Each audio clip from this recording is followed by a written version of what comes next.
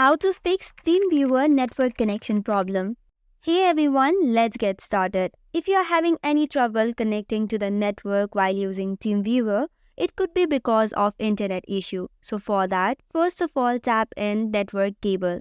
Doing so will open the network status. Hereby tap on network troubleshooter. This will detect all of the problems and try to rectify it.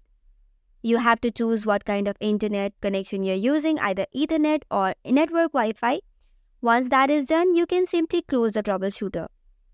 After that, the next option that you can apply is go to the search bar again and this time type in for view network connections.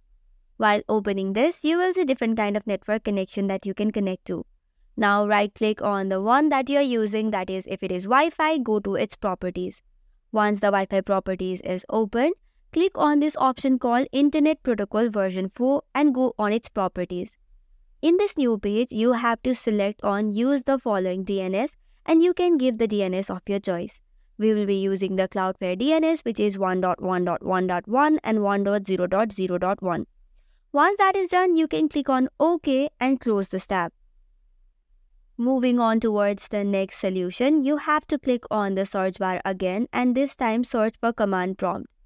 You do not have to open it directly, rather open it as run as administrator.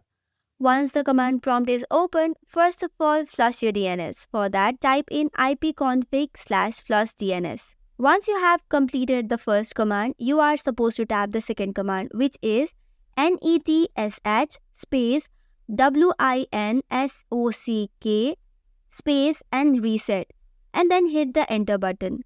Once that is done, you can close the command prompt, restart your device, and you will notice that the network connection problem has been fixed.